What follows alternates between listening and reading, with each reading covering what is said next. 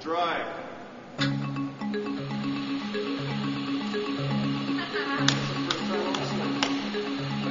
A systems engineer is kind of like the glue for the project.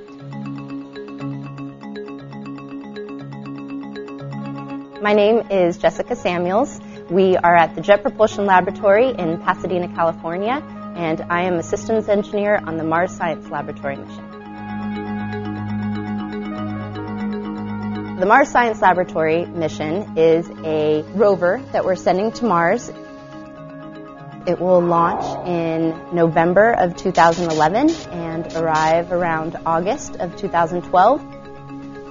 It is JPL's next rover, following on to the Spirit and Opportunity rovers.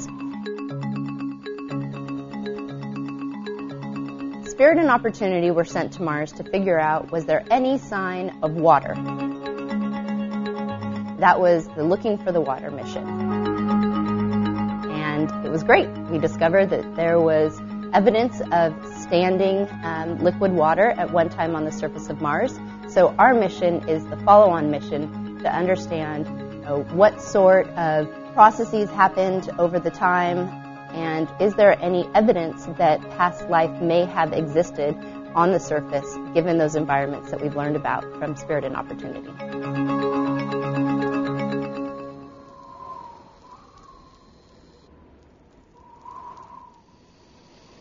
So systems engineers come in the early stages, and we start looking at, well, what is the design of the mission? What does the mission need to do? We say, all right, how far do we want this rover to go?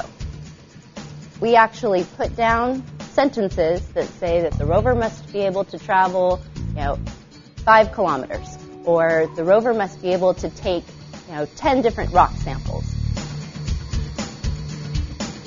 As the design of the rover is evolving, we start working with the different subsystems to make sure that all of the pieces come together. The part over here can appropriately talk to, the part over there.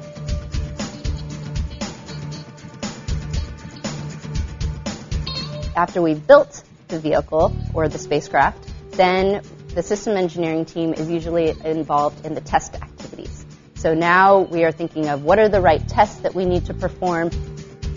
We're going to drive the rover to a target, and we're going to test that process of being able to drive over, to deploy the robotic arm. We're going back to those initial requirements, those initial sentences that we wrote, and we're making sure that each one is checked off. And so we call that verification and validation of the system. Does the whole system do what we intended it to do? Now the spacecraft is ready to go. It gets sent to Florida. It's launched. And then now the systems team continues to think about, well, how are we going to operate it once it's on the surface? So a system engineer usually gets to see the whole life of the mission, which is pretty exciting. Like previous rovers, we'll actually sleep at night and we'll charge our batteries. And then we have the amount of energy to do all the activities that we need during the day. But we have to be careful because we only have so much power. So you can't decide to, drive 150 meters and take out the robotic arm and start drilling that rock. And, oh, by the way, you're, doing images at the same time. You have a limited set of power, so you need to do some calculations to figure out how much power is each activity going to take. And then we balance that across how much we have available. So every day we essentially have our own little math problem with what's the list of activities we want to do, we calculate how much that's going to take, and then we factor that into the daily plan. I think the biggest challenge is that we're doing things that people have never done before, and we have to come up with new and creative ideas of how to solve problems that sometimes you can't just go Google the answer. Engineering is how things work. It's how to create something. It's how to build something and get a result out of it. It's taking any type of problem and using math to solve that problem. The best thing about my job is getting to say that I work on a spacecraft that goes to explore a different planet. Helping to discover what else is going on in our universe. That's pretty amazing.